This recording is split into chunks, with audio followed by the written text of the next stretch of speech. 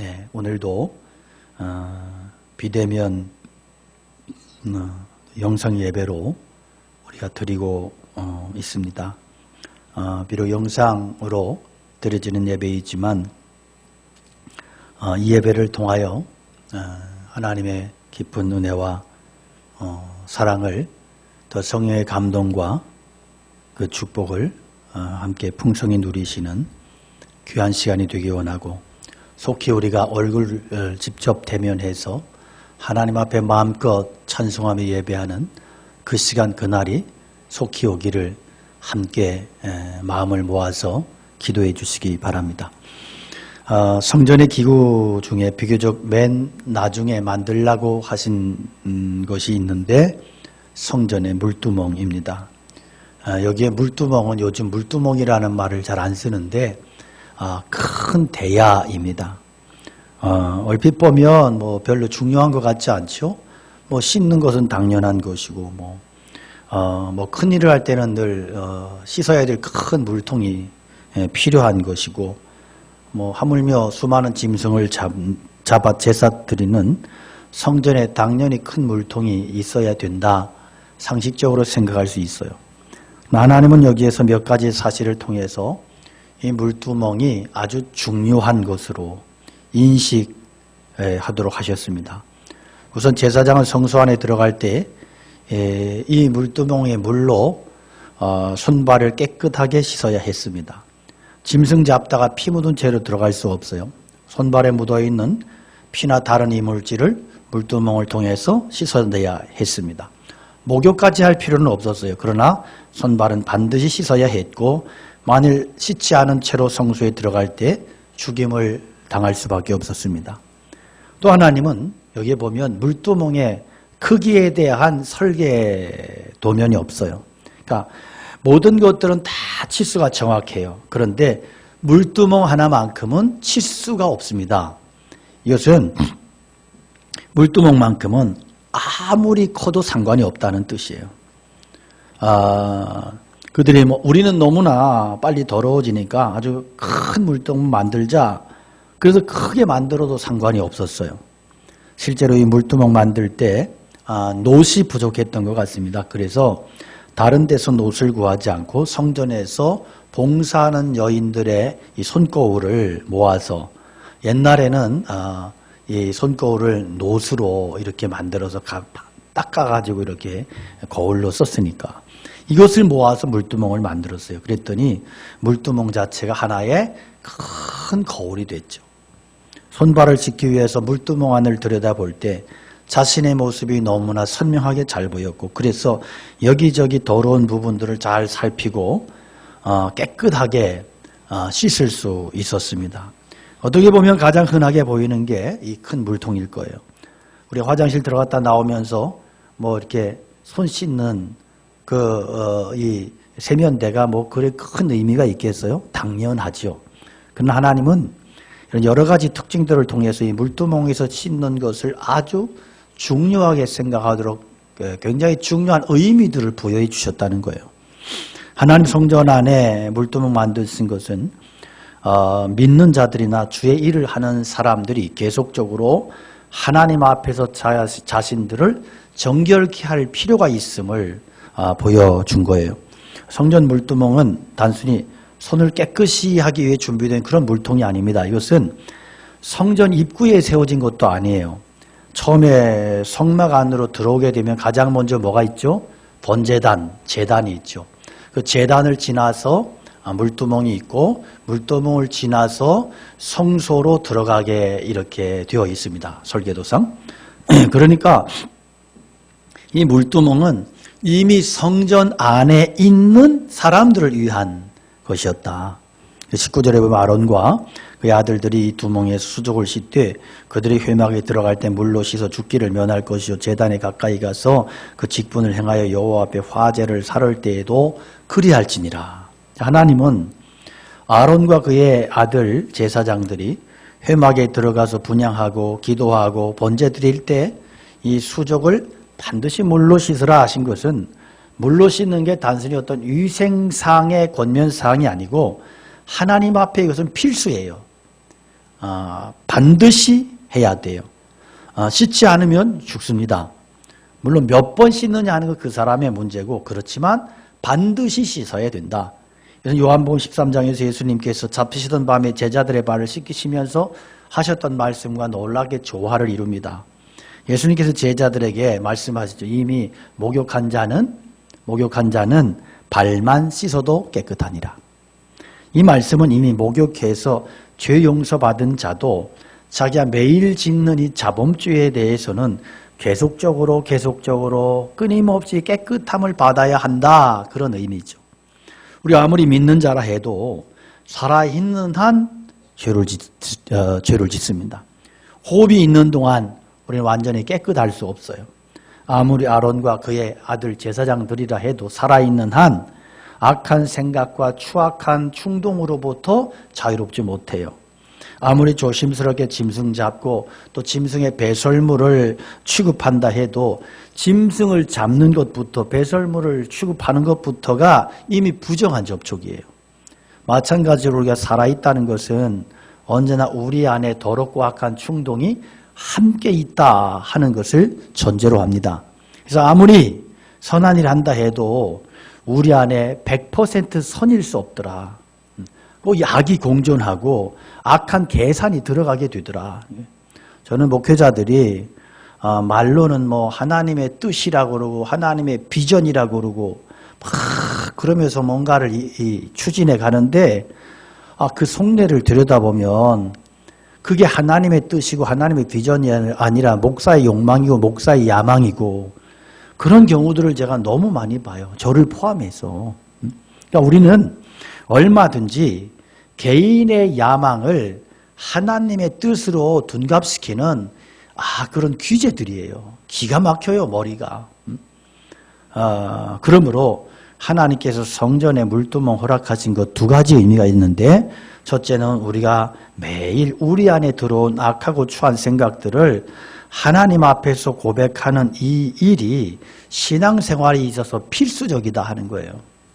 하나님의 은혜의 자리에 나가기 전에 먼저 필요한 것은 잠시라도 내 머릿속에 떠오르고 일시적으로 내가 붙들었던 추악한 생각들을 하나님 앞에 진실되이 고백하는 거예요. 그렇게 하지 않으면 하나님의 회막에 들어갈 수 없어요. 이런 정직한 마음 없이 하나님만 신실하기를 구하는 것은 악한 마음이에요. 어떤 사람들은 자기는 전혀 정직하지도 않으면서 다른 사람들은 자기에게 신실하기를 요구해요. 자기는 전혀 정직하지도 않으면서 막 다른 사람들에게 얼마나 신실함을 요구하는지 몰라요. 이런 사람은 거짓된 거예요. 악한 거예요. 다른 사람이 자기에게 신실하기 원한다면 자기도 자기 자신에 대해서 정직할 필요가 있어요.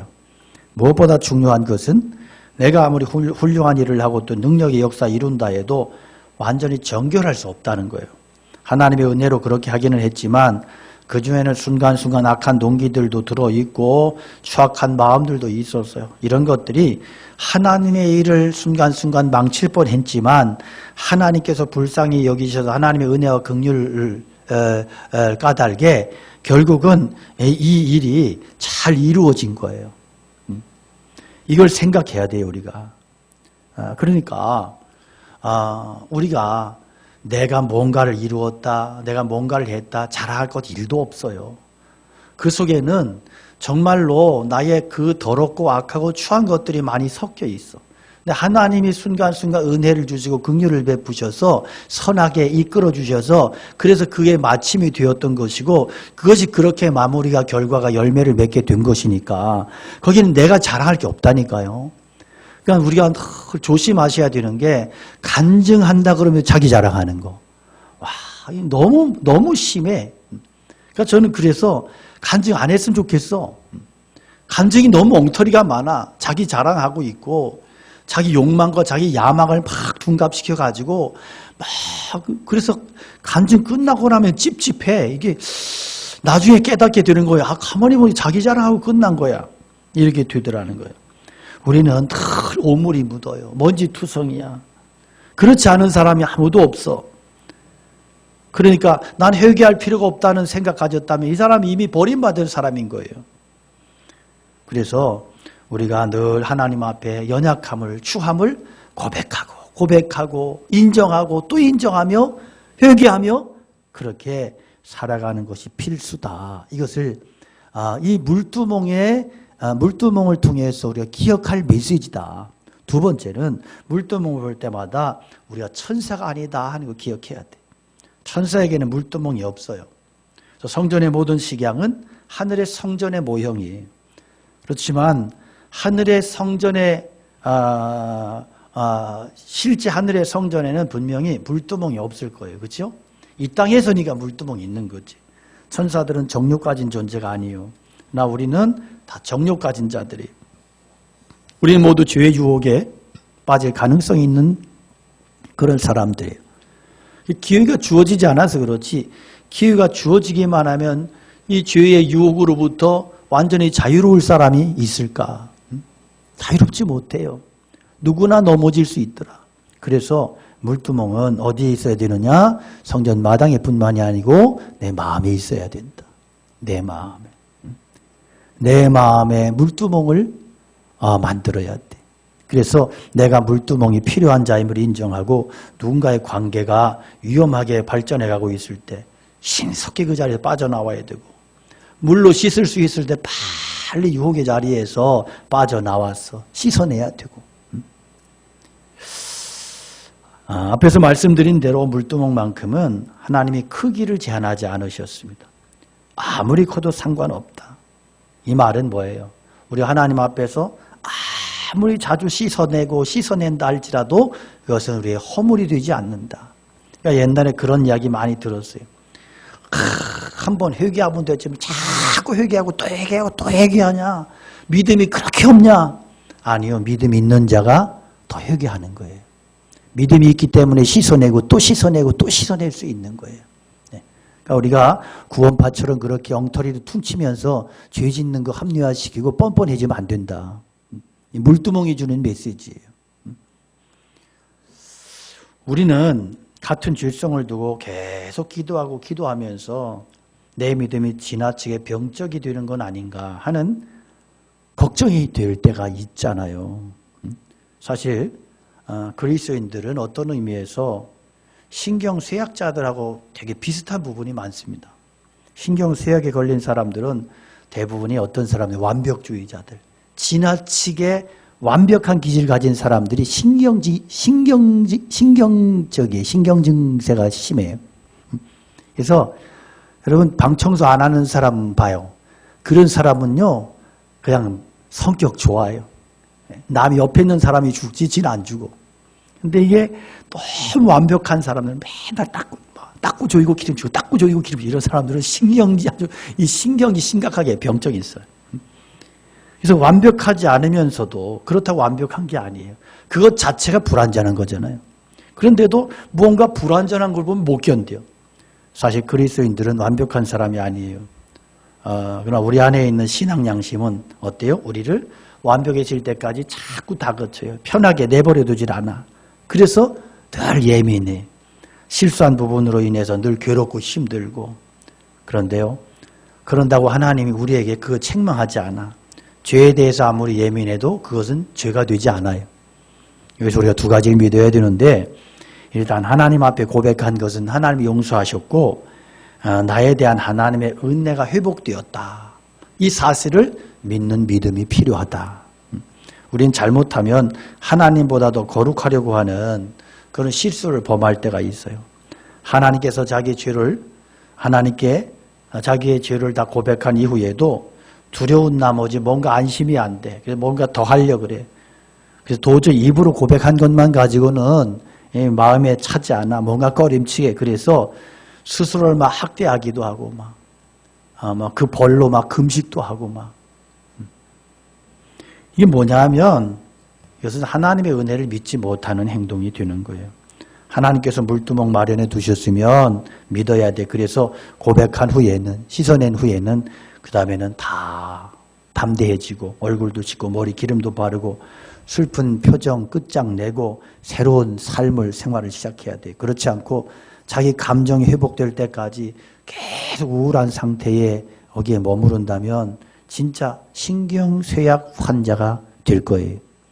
두 번째는 우리가 늘 자기 잘못 찾아서 고백하는 것도 중요하지만 더 중요한 것은 실제로 우리의 마음을 성령의 지배 아래 두는 거예요. 어떤 분들을 보면 너무 자기 성찰을 잘해. 다른 사람이 해줄 말이 없을 정도로 자기 자신에 대해서 잘 알고 있어요. 그런데 삶의 모습을 보면 풍성하지 않아. 늘 불안불안해. 유리그릇 같아. 그 이유가 왜 그럴까? 자기만 성찰했지 적극적으로 자기의 마음을 성령님께 내어드리지 않기 때문에 그래요. 그래서 우리가 자신의 죄를 고백하고 손발을 물로 씻는 것은 손발을 씻는 것 그 자체가 목적이 아니고요. 왜 씻어요? 회막 안에 들어가서 하나님과의 바른 교제, 하나님과의 풍성한 교제, 풍성한 바른 관계를 맺기 위해서인 거예요. 그것 때문에 손발을 씻는 거예요. 그러므로 무슨 이야기냐? 우리의 신앙이 완벽주의만 추구한다면 거기에 성령님의 은혜에 기름 부으심의 역사가 채워지지 않는다면 신앙이 병적인 증세로 나타날 수 있다는 거예요. 성령으로 채워진다고 하는 건 뭐예요? 내 욕심을 성령님께 철저히 굴복시키고 주님의 말씀을 쫓아서 내가 그렇게 살아가는 거예요. 상황이 좋지 않아도 기뻐하라 그랬으면 기뻐하는 거예요. 침 흘리며 기뻐하는 거예요. 그런데도 기뻐하지 않고 계속해서 고지고대로 내가 뭘 어떻게 하려고 걱정하고 염려하고 신경을 곤두세우고 이러면 신경증적인 신앙이 돼버리는 거예요. 다른 사람 용서하라 그랬잖아요. 그럼 용서하는 거예요. 어떻게 용서를 하나? 이게 아니고 그냥 용서하는. 안 돼도 용서해. 이게 신앙이야. 그런데 용서하지 않고 계속해서 그 사람에 대해서 분을 품고 계속 분노하고 그럴 때 그 신앙이 정신병자 같은 신앙이 되는 거예요. 여러분 우리가 다른 사람의 신앙을 어떻게 다 평가할 수 있겠어요? 우리가 어떻게 그 사람을 다 안다고 그 사람을 향해서 정죄하고 판단하고 평가할 수 있겠느냐고요. 그러니까 모르는 부분은 모르는 대로 주님께 맡기고 그래서 주님께서 그러잖아요. 성경이 원수 갚는 것은 내게 있으니 내가 갚으리라. 그러니까 너는 내 말씀에 순종하고 내 말씀을 따라서 살아가라. 이게 성경의 가르침이거든요. 그래서 그냥 모르겠습니다. 그냥 때로는 이해가 안 되지만 납득이 되지 않지만 그럼에도 주님을 제가 신뢰하겠습니다. 이게 믿음인 거예요. 그리고 걸어가는 거예요. 주님이 우리에게 기뻐하라, 감사하라, 용서하라. 그러면 그렇게 결심을 하고 결정하고 가는 거예요. 하지 말라고 했으면 하지 않는 거야. 그럴 때 우리 안에 어떤 현상이 일어나느냐? 성령님의 충만한 은혜가 임하게 돼 있다. 그러니까 우리는 늘 어떤 것에 익숙해 있어요. 구하라, 찾으라, 두드리라. 그래서 막 성령님 내 안에 충만하게 주시옵소서. 그러면서 집에 갈 때는 남의 집 호박이나 따가지고 삶아 먹고 이러니까 안 되는 거예요. 그것은 어떤 면에서 성령님은 내가 성령님 나에게 충만히 임재해 주시옵소서. 이 기도가 잘 생각해 봐야 돼요. 이 기도는 어쩌면 우리가 할 필요가 없어. 다만 내가 하나님 말씀을 따라 살아. 주님 말씀에 순종해. 그리고 하나님 말씀을 내 삶의 법으로 알고 그렇게 순종하며 갈 때 성령님의 임재는 자동이다. 자동. 이건 자동인 거예요. 그러니까 내가 오히려 어떤 면에서 그렇게 순종도 안 하고 불순종하고 내 마음대로 살면서 성령님 기름 부어달라고 악을 쓰면 성령님이 참 미치지 않겠어요? 내가 어떻게 너같이 더러운 놈한테 어떻게 들어가겠니? 성령님이 가슴을 치지 않으시겠냐고 잘 생각해 보세요. 우리는 무조건 구하는 것에만 익숙해져 있어. 한국교회 신자들은 삶의 변화는 관심도 없어. 무조건 구하면 된다, 기도하면 주신다, 막 다 응답될 줄로 믿습니다. 그래서 막 안 되면 철회하고 안 되면 기도 원가고 안 되면 금식하고 믿습니다 막 이러고 막 그런 거에만 익숙해져 있어. 이게 깡패 신앙이야. 깡패 신앙. 말씀을 들으시면서 그런 거 아닌가 한번 기억해 보세요. 그러니까 한국교회 보면 기도 많이 하는 사람들이 싸납더라고. 또 기도 많이 하면서 어떻게 막 그냥 싸나운 혈기만 더 생기는가 봐. 이게 문제가 있는 거 아니겠어? 그렇다고 기도 안 하는 사람들 뭐 쌕쌕 웃고 뭐 성자인 것처럼 착각하지 말아요. 그러니까 우리가 하나님 앞에서 내가 성령님을 거역하면서 성령님을 속이면서 성령님께 불순종하면서 성령 충만을 주시옵소서, 이것처럼 넌센스가 없다니까. 잘 생각해 보세요. 가장 흥미로운 것은 실제로 이 물두멍 만들 때 다른 것으로 만들지 않고 성전에서 일하는 여인들의 거울로 만들었습니다.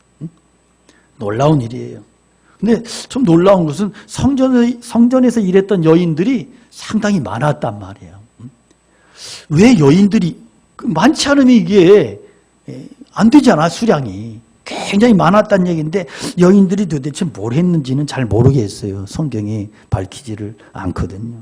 청소를 맡았는지 뭐 모르겠어요. 그런데 성전에 상당히 많은 여인들이 봉사를 했고 물두멍은 바로 그들의 거울을 녹여서 만들었습니다. 물두멍에 받침이 있는 것을 보면 이 바닥이 이렇게 둥글러졌다는 것을 알 수가 있겠죠.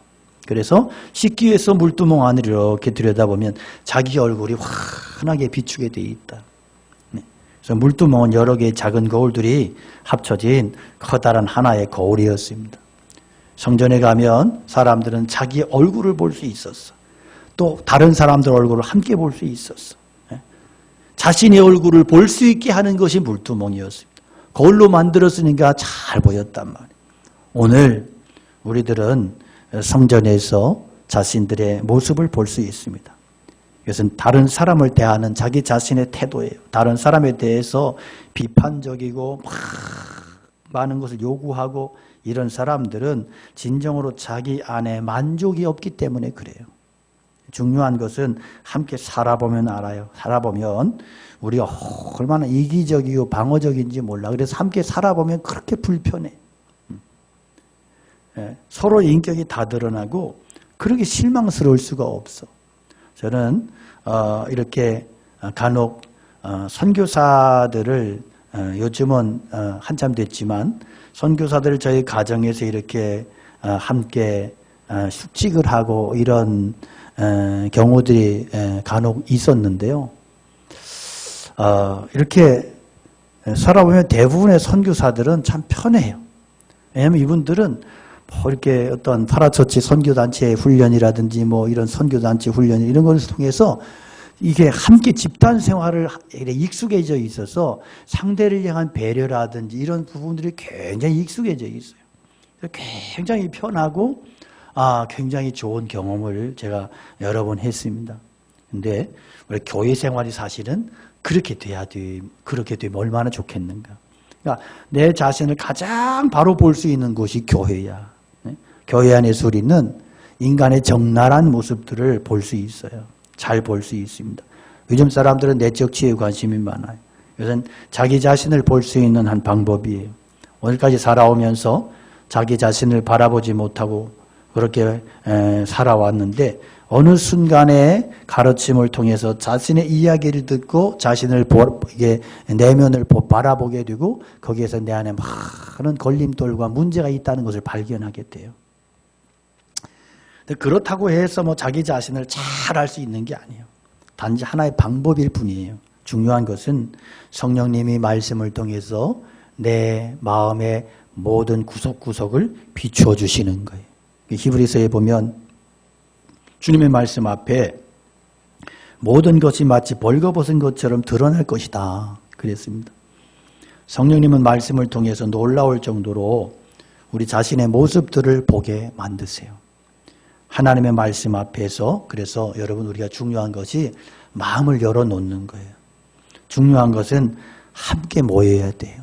서로의 거울이 되는 거예요. 거울을 함께 모아서 큰 물두멍을 만들 때 전신을 볼 수 있고 더 명확하게 볼 수 있었어요. 그래서 말씀을 지식적으로 깨닫고 그렇게 알아가는 차원이 아니라 성령님께서 우리에게 직접 말씀해 주셔서 우리 자신들의 모습을 구체적으로 깊이 들여다볼 수 있게 하시기를 원합니다. 교회는요 함께 모이는 공동체예요.